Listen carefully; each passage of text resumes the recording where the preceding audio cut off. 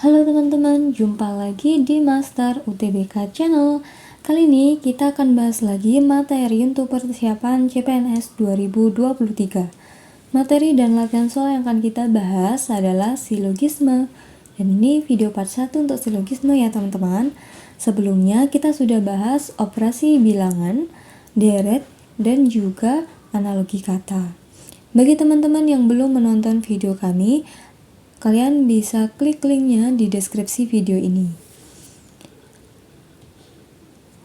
Dan jangan lupa untuk subscribe channel kami Master UTBK dan follow IG kami di @master_UTBK.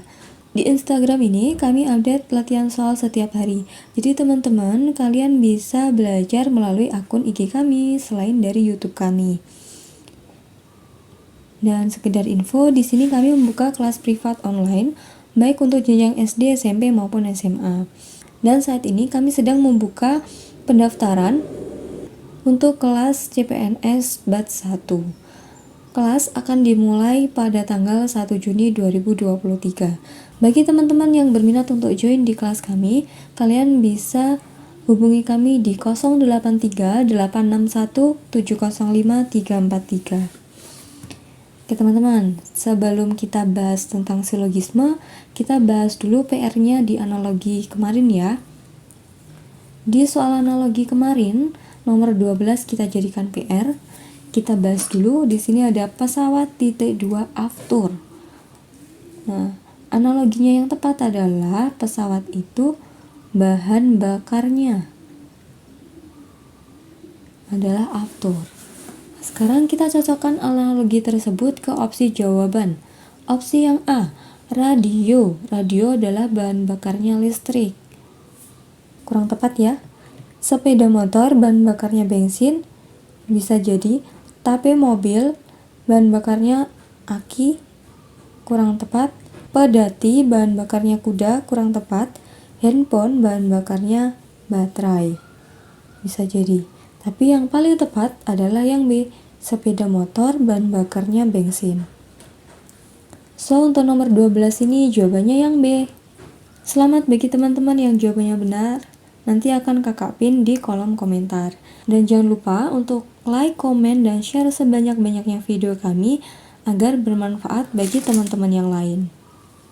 Oke teman-teman, sekarang di video ini kita bahas dulu tentang materi silogisme ya. Silogisme merupakan bentuk penyimpulan tidak langsung. Silogisme disebut juga cara berpikir atau menarik kesimpulan dari premis-premis umum dan khusus. Silogisme dibagi menjadi 4, yaitu silogisme kategorik, silogisme hipotetik, silogisme disjungtif, dan silogisme dilema. Kita bahas satu persatu. Untuk yang pertama ada silogisme kategorik. Silogisme kategorik adalah silogisme yang semua proposisinya mempunyai proposisi kategorik. Yang pertama ada silogisme kategorik bentuk standar, di mana silogisme kategorik bentuk standar itu terdiri dari 3 proposisi, 3 term, yaitu subjek, predikat, dan term penengah, dan juga ada konklusi yang disebut setelah premis-premisnya. Contohnya di sini untuk premis mayornya ada semua mamalia menyusui anaknya. Kemudian premis minornya semua kerbau mamalia. Maka konklusinya adalah semua kerbau menyusui anaknya. Kenapa kok mamalianya hilang? Mamalia di sini tuh sebagai penengah yang menunjukkan bahwa kerbau itu adalah mamalia. Nah, karena kerbau itu mamalia, maka kerbau menyusui anaknya. Sehingga subjeknya kerbau, predikatnya menyusui anak. Yang kedua, ada silogisme hipotetik. Silogisme hipotetik adalah pernyataan yang premis mayornya berupa proposisi hipotetik. Tapi untuk premis minornya adalah proposisi kategorik yang menetapkan atau mengingkari term antecedent atau term konklusi premis mayornya. Silogisme hipotetik terdiri dari 4 jenis, yaitu yang pertama, ada silogisme hipotetik yang premis minornya mengakui bagian antecedent. Contohnya, jika lapar, saya makan nasi. Sekarang saya lapar, maka konklusinya saya makan nasi. Yang kedua, silogisme hipotetik yang premis minornya mengakui bagian konsekuensinya. Contohnya, jika saya makan, maka kenyang. Saya kenyang. Jadi kesimpulannya, saya sudah makan. Yang ketiga, silogisme hipotetik yang premis minornya mengingkari antecedent. Contoh, jika Adi berolahraga, maka badannya akan sehat. Nah, premis yang kedua, Adi tidak berolahraga, maka badannya tidak akan sehat. Itu untuk konklusinya. Yang keempat, silogisme hipotetik yang premis minornya mengingkari bagian konsekuensinya. Contoh, jika siswa protes, maka kepala sekolah akan terdesak. Kepala sekolah tidak terdesak. Karena kepala sekolah tidak terdesak, maka kesimpulannya siswa tidak protes. Ya teman-teman, kalau kalian masih bingung, kalian bisa tanya di kolom komentar atau DM di IG kami @master_utbk. Kita lanjut lagi ya.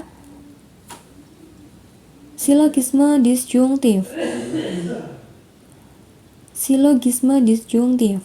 Silogisme disjungtif merupakan silogisme yang premis mayornya keputusan disjungtif, sedangkan premis minornya keputusan kategorik yang mengingkari atau mengesahkan salah satu alternatif yang disebut oleh premis mayor. Nah, silogisme disjungtif ini ada dua. Ada silogisme disjungtif sempit dan ada silogisme disjungtif luas. Nah, silogisme disjungtif sempit itu yang premisnya mempunyai alternatif kontradiktif. Contohnya, Adi pergi atau datang. Ternyata Adi pergi. Maka jawabannya untuk kesimpulan adalah Adi tidak datang.